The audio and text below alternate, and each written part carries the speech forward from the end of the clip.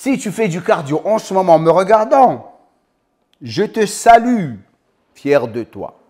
Si tu es le genre de type qui déteste le cardio car ça le fait chier, arrête de faire le con et écoute ça.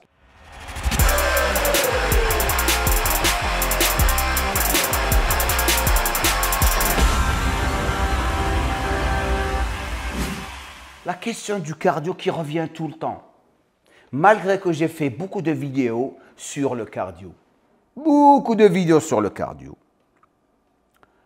Mais ça revient tout le temps. Les gens sont tellement obsédés par le cardio, car la plupart du temps, ils le compliquent, qu'ils se perdent dedans. La première des choses que j'aimerais partager avec vous, avant de repartager l'importance du cardio avec vous tous, c'est que la raison pour laquelle la plupart de vous ne font pas de cardio, c'est parce que c'est l'environnement là où ils sont. Ils pensent qu'il faut faire le cardio dans la salle de gym où c'est nécessaire de faire le fractionné et faire le tapis roulant ou le vélo elliptique, sinon ça ne va pas marcher pour vous. C'est pour ça que vous avez ce problème. L'être humain aime être confortable pour faire quelque chose dans sa vie, spécialement maintenant avec la nouvelle génération. Malgré que vous avez tout, il faut qu'on vous rende de plus en plus confortable pour faire les choses. Exemple, vous avez tellement de contenu gratuit, que ce soit dans cette chaîne ou autre part, mais malgré ça, la plupart des gens n'arrivent pas à faire les choses. Ils galèrent toujours dans leur vie. Maintenant, on va revenir au cardio. On va répondre à quelques questions. Est-ce que je dois toujours faire du cardio? Tout dépendra de ta capacité cardiovasculaire, mais en général, oui, tu dois faire du cardio si tu fais de la musculation, que ce soit en prise de masse ou sèche. Quel type de cardio tu dois faire? Tu as deux types de cardio. Cardio à faible intensité, où tu marches sur un tapis roulant, ou tu fais un vélo elliptique, mais à intensité basse. C'est ce qu'on appelle le lisse. Quel type de personne doit faire le cardio à faible intensité? Ça, c'est les personnes qui ont un problème de surpoids, les personnes qui ont un problème d'articulation. Tu ne peux pas prendre une personne qui a un problème de surpoids et le foutre dans un cardio fractionné.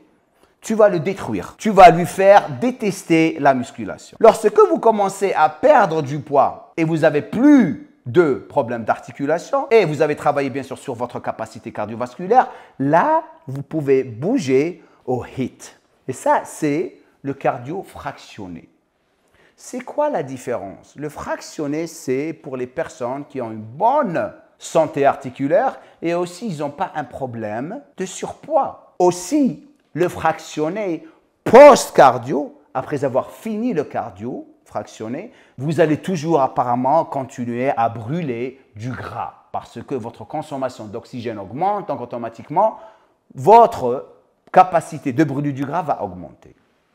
Qui est le meilleur? Il faut les faire tous les deux. Maintenant, la question qu'il faut se poser, c'est pourquoi vous devriez faire du cardio, spécialement les personnes qui veulent perdre du poids ou sécher. La première raison, bien sûr, vous allez brûler plus de graisse lorsque vous faites du cardio.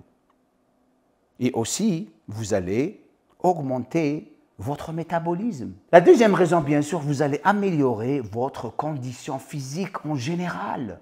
Qu'est-ce que je veux dire par ça? Votre endurance à travers votre capacité pulmonaire et votre santé cardiovasculaire, le cœur. Ce n'est pas juste le muscle. Le cœur, qu'est-ce qui contrôle vos entraînements? Ce n'est pas juste vos muscles. C'est votre cœur à travers votre circulation sanguine. Si vous n'arrivez pas à finir des séances d'entraînement, c'est parce que vous avez une mauvaise capacité cardiovasculaire. La troisième chose, bien sûr, c'est améliorer votre récupération après vos séances d'entraînement, que ce soit entre les séries ou après les séances. Et bien sûr, la dernière raison pourquoi vous devriez faire du cardio, c'est parce que vous allez améliorer l'apport d'oxygène aux muscles. Donc, vous allez améliorer vos performances durant vos séances d'entraînement, que ce soit en prise de masse ou sèche. Ce qui me ramène maintenant aux personnes en prise de masse. Ce que je vois tout le temps autour de moi, la plupart des personnes qui font des prises de masse sont dans le délire. Ils pensent ou on leur a fait croire que vous n'avez pas besoin de faire de cardio lorsque vous êtes en prise de masse, car vous risquez de perdre de la masse musculaire. Alors que la plupart d'eux sont tellement gras et ont une retention d'eau comme pas possible. Ils n'arrivent même pas à se torcher le derrière. Et ils trouvent l'excuse comme quoi que la raison pour laquelle je ne fais pas de cardio, c'est parce que je suis en prise de masse, je ne veux pas perdre du muscle. Alors que la seule raison pourquoi il ne fait pas de cardio, c'est parce qu'il est feignant. Feignant, il n'arrive même pas à récupérer entre ses séries, il n'arrive même pas à pousser ses poids lourds et il se demande pourquoi il n'arrive pas à respirer entre les séries. Ce qui rend les choses encore plus difficiles pour lui, et c'est pour ça qu'il abandonne tout le temps durant ses sèches, c'est qu'il est trop gras. Et lorsqu'il est trop gras, sa sèche, elle va devenir de plus en plus difficile. Il croit que gagner 10 à 15 kilos en prise de masse va lui permettre de sécher rapidement, alors que c'est le contraire. Vous devriez gagner de la masse musculaire saine. Vous ne devriez jamais dépasser les 15% de taux de gras lorsque vous êtes en prise de masse. Pour moi, si vous dépassez les 15%, vous êtes gras et vous allez abandonner votre sèche. Parce que si vous ne commencez pas à sécher après 4 semaines, vous n'allez jamais sécher. Votre sèche, la plupart du temps, doit durer au moins 8 à 10 semaines. Plus de ça, vous n'allez jamais sécher. Et c'est ça votre problème. Les gens ne veulent pas prendre le temps de vraiment comprendre les choses qu'ils font. Donc, ils préfèrent de se trimballer dans les salles de gym comme des cocottes au lieu de travailler sur la qualité de l'entraînement et le cardio qu'ils font. Avant de continuer, bien sûr, si vous êtes ici pour la première fois, je vous encourage à vous abonner à ma chaîne, de cliquer sur le bouton de notification. Comme ça, vous allez recevoir mes vidéos lorsque je les publie ici. Et si vous n'avez pas encore cliqué sur ma cloche de notification, et ça fait longtemps que vous êtes ici, je vous encourage à le faire, sinon vous n'allez pas recevoir ces vidéos. D'autre chose, un petit j'aime serait super cool. Dernière chose, bien sûr, si vous êtes quelqu'un qui est coach sportif et qui veut vraiment aller à un très grand niveau et devenir élite, rejoignez mon équipe de coach sportif, postulez. Vous avez le lien au-dessous de cette vidéo. Si vous n'êtes pas un coach sportif et veut devenir un coach sportif, vous pouvez aussi le faire. L'autre chose, je sais par rapport à mon expérience, que la plupart des personnes trouvent plus de difficultés à faire une sèche qu'une prise de masse. Parce que la sèche est très très dure à faire. Parce que vous devriez faire un déficit calorique, vous devriez augmenter vos séances de cardio et vous devriez vous entraîner dur. Donc, lorsque ça commence à s'accumuler, c'est là on commence à perdre les plans et on commence à abandonner après 2 ou 3 semaines. On se dit, ah ouais, je vais faire la sèche la première fois. On est découragé. Et la raison pourquoi, c'est parce que vous ne faites pas de cardio durant votre prise de masse, comme je l'ai dit auparavant. Donc, vous gagnez beaucoup de gras. Et pour vous débarrasser de ce gras, ça va prendre plus de temps. Donc, votre sèche dure plus de temps. Et c'est dur parce qu'au début, lorsque vous n'avez pas de capacité cardiovasculaire, vous n'allez pas pouvoir commencer votre sèche proprement. D'ailleurs, pour vous aider encore plus, là où vous allez faire le plus de cardio lorsque vous faites une sèche, si vous tenez le coup, c'est les 6 premières semaines. Après, votre but, c'est de réduire le cardio. C'est pour ça que les gens se plantent tout le temps et ne réussissent jamais une sèche. Sérieusement. Parce que durant ces 6 premières semaines, c'est là où vous allez développer votre capacité cardiovasculaire. Et après 7e, 8e, 9e et 10e semaine, vous réduisez le cardio pour que vous puissiez travailler plus sur l'entraînement et prendre moins de temps de repos entre les séries pour pouvoir sécher encore plus.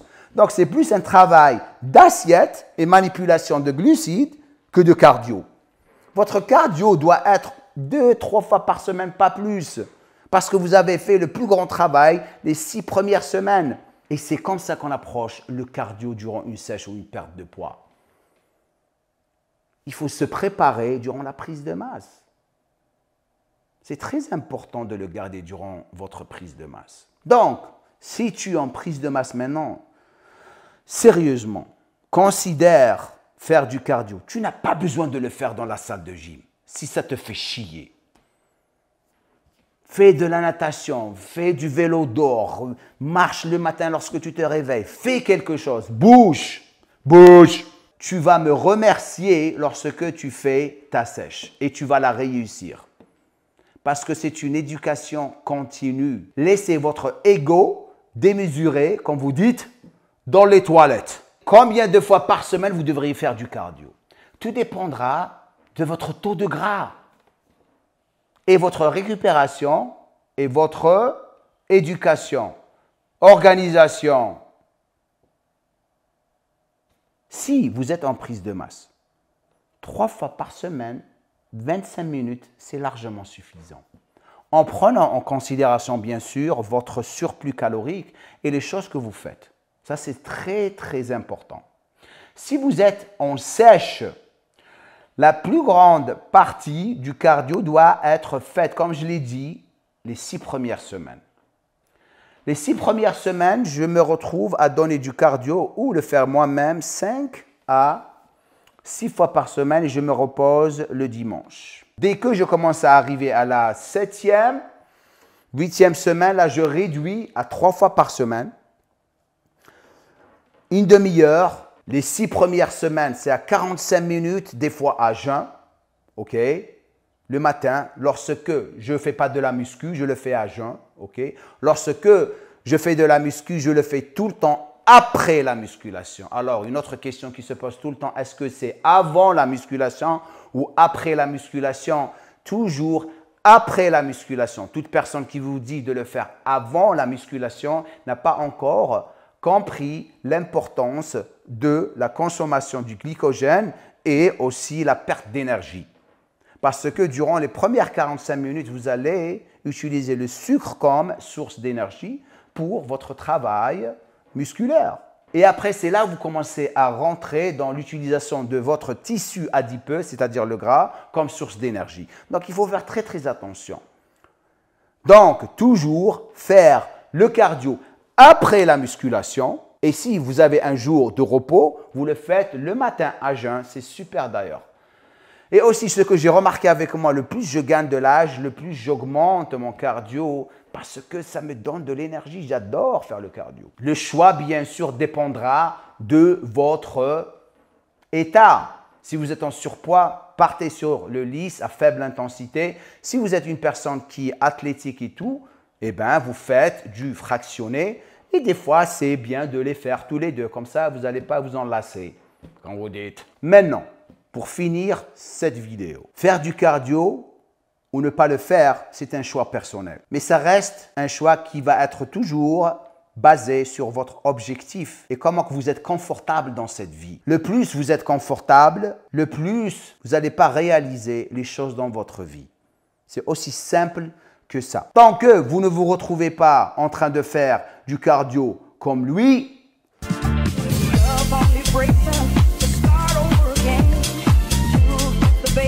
vous êtes sur le bon chemin. Mais au moins, lui, malgré avec ses talents, il le fait. Donc, commencez à bouger, à faire votre cardio, sérieusement. Comme ça, vous n'allez pas vivre votre vie comme un petit fragile. Laissez-moi un commentaire en bas, dites-moi ce que vous pensez de cette vidéo. Et comme je le dis à la fin de chaque vidéo, nul gueule!